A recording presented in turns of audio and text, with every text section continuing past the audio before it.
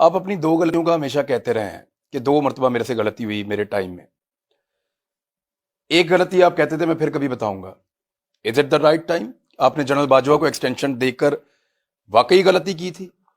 بہت بڑی غلطی کی تھی، اور کبھی کسی کو ایکسٹینشن نہیں ملنی چاہیے فوج میں یہ بالکل کنونسڈ ہوں. بلکہ میں تب بھی یہ سوچتا تھا، لیکن حالات ایسے بنا دیے گئے کہ جی دیکھیں یہ ہو جائے گا، اس کو اسٹیبلٹی کی ضرورت ہے، یہ ہے وہ ہے. ہم نئے پاور میں آئے تھے، پرابلمز اتنے زیادہ تھے ہمارے اوپر. نومبر میں نواز شریف صاحب پاکستان سے باہر جاتے ہیں. ہمیں تو اس وقت چیزیں پاکستان میں اتنی مشکل نہیں لگ رہی تھی، تو آرمی چیف کی ایکسٹینشن کا ماحول کیسے بنایا گیا؟ یعنی وہ تو بہت نارمل حالات تھے. اگر آج کے مقابلے میں آپ دیکھیں تو آج معیشت بیڑا غرق ہو گئی ہے، پاکستان کے اندر ایک کیوس ہے، پاکستان کی صورتحال. پاکستان 2019 میں آج سے بہتر ہو گیا تھا، تو اس وقت آپ نے ایکسٹینشن دے دی تھی. آج آپ مخالفت کر رہے ہیں. اس وقت آپ کے لیے کس طرح کی گارنٹیز دی گئی تھی کہ آپ دے دیں ایکسٹینشن ٹھیک ہو جائے گا؟ دیکھیں کوئی گارنٹیز نہیں تھی، میں نے کوئی گارنٹیز نہ مانگی نہ دی. ہمارے ساتھ اس وقت کوآپریشن 100% تھی. ایک طریقے لبیک والا وہ کھڑا تھا. نہیں فضل الرحمان بھی پہنچ گیا تھا دھرنے کے لیے. وہ یہ عجیب چیزیں ہوتی ہیں نا، یہ اب تو ہم پیچھے جب دیکھتے ہیں نا، تو جب کام کروانے ہو تو یہ ایک دم ہو جاتی ہیں چیزیں، آپ میں ایک دم کوئی کٹ پتلیاں آ جاتی ہیں یہاں سے وہاں سے. خیر وہ تب مجھے اتنا اندازہ نہیں تھا. وہ علیحدہ چیزیں ہیں. اصل میں سوائے اس کے کہ اس شروع میں مجھے سمجھ نہیں آ رہی تھی کہ کیوں نہیں احتساب کرتے.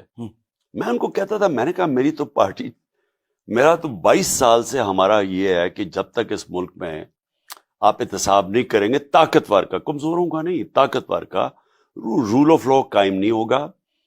کوئی ملک آگے نہیں بڑھ سکتا جس کے اندر انصاف نہ ہو. جو رول آف لا ہے نا جی، کیونکہ میں نے تو باہر کے سسٹمز دیکھے ہوئے ہیں نا، تو آپ اگر آج یہ ملک ترقی کر گئے ہیں، خوشحال ہیں، برطانیہ ہے، یہ یورپ ہے، ان سب میں رول آف لا ہے. کوئی طاقتور قانون سے اوپر نہیں، کوئی قبضہ گروپ نہیں، کوئی تھانے کچہری کی پالیٹکس نہیں، کوئی پلاٹس کے اوپر قبضے نہیں ہو جاتے. لوگوں کو انصاف ملتا ہے، وہ پھر آزاد ہو جاتے ہیں، ان کے حقوق ہیں، وہ آگے نکل جاتے ہیں.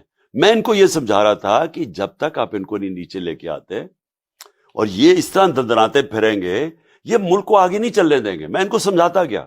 وہ کہیں آپ فکر نہ کریں، ہم یہ، اور وہ ان سے ڈیلز کرتے رہیں. وہ کبھی کسی کو 2 ہفتے اندر کوئی جیل میں گزار کے وہ پھر باہر آ جائے، گالیاں مجھے نکالے. کنٹرول میرے میں نہیں تھی، نیب تو میرے کنٹرول میں نہیں تھے، وہ تو ان کے کنٹرول میں تھی. یہ مین ڈفرنس تھا.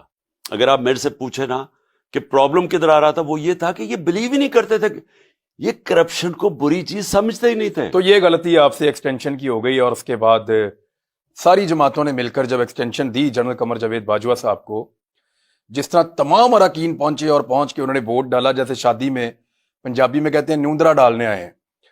تو جس طرح شادی میں لوگ پیسے دینے آتے ہیں نا، بڑے آدمی کی شادی میں اپنا منہ دکھانے کے لیے کہ دیکھو میں بھی آیا اور میں نے پیسے دیے، اس طرح جنرل باجوہ کی ایکسٹینشن میں سب نے ووٹ ڈالا.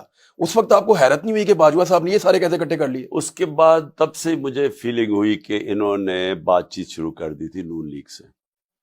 اصل میں ان کی تب بات چیت شروع ہو گئی تھی، جیسے وہ آئے جوک در جوک ووٹ ڈالنے. اور نہیں انہوں نے ان کو ادھر سے میرے خیال میں کوئی ایشورٹی بھی دی ہوگی. ایشورٹی تو خیر وہ سب کو دے دیتے تھے، لال بتی کے پیچھے تو سب لگ جاتے تھے، لیکن میرے خیال میں ادھر سے انہوں نے بات چیت ان سے شروع کی، جو آخر میں پھر جب یہ جنرل فیض کو ہٹایا گیا تب کلیئر ہو گیا کہ انہوں نے ان سے پھر فیصلہ کر لیا تھا مجھے ہٹانے کا.